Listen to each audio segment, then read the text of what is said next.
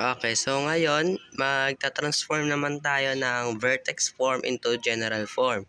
So, nung last upload ko, nag-transform tayo ng general form into vertex form. So, ito po yung standard form ng vertex form. And ito naman sa general form, y is equals to ax squared plus bx plus c.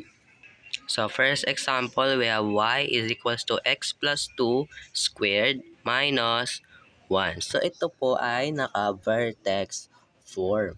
Ita-transform naman natin to into general form. So, first, we need to expand this square of binomial. So, paano expand yan? Gagawin lang natin dalawa. Kasi nga, 2 yung kanyang exponent. And copy the negative 1. Now, apply natin ang FOIL method. X times x, x squared. X times 2, that is positive 2x. 2 times x, that is 2x ulit. And then 2 times 2, that is positive 4. And then copy the negative 1. Now, let us combining like terms. Copy the x squared. 2x plus 2x, that is 4x. And then 4 minus 1, that is positive 3. So, ito na po yung ating general form. Na-transform na natin siya into vertex form. So, next example, we have y is equals to x plus 3 raised to 2 minus 4.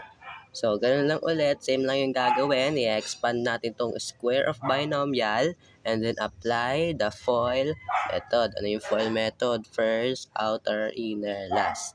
So, y is equals to expand. So, gagawin natin dalawa. X plus 3 and then x plus 3. Okay, then copy the negative 4 and then apply FOIL method. X times x, that is x squared. X times 3, that is 3x.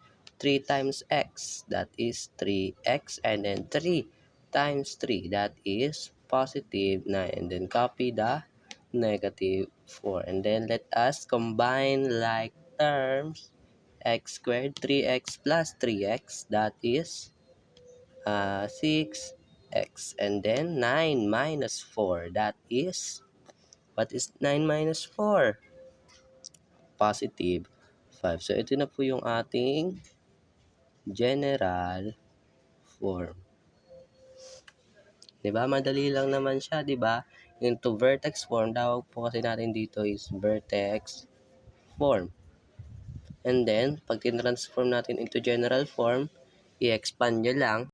Tapos, magiging general form na yon. So, another example para mas ma-gets nyo pa. We have y is equals to, walang x squared. So, we have y is equals to x plus 2 squared plus 2. So, lagi pong ganyan yun, no? Kasi nga, ganyan na po yung standard form ng vertex form. Di yan nababago. So, let us expand this square of binomial.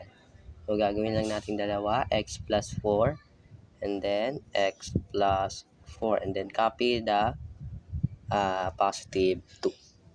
Now, let us multiply using FOIL method. X times x, x squared, x times 4, 4x, 4 times x, that is 4x ulit, and then 4 times 4, that is positive 16, and then copy the positive 2. Combine like terms, x squared plus 4x plus 4x. That's the answer, that is positive 8x. And then 16 plus 2, that is positive 18. So, ito na po yung ating general form. Okay po. Kung napapansin nyo, from vertex form na transform natin into general form. And then, yung last upload natin, nag-transform tayo ng general form into vertex form. Panoorin nyo na lang po. Thank you.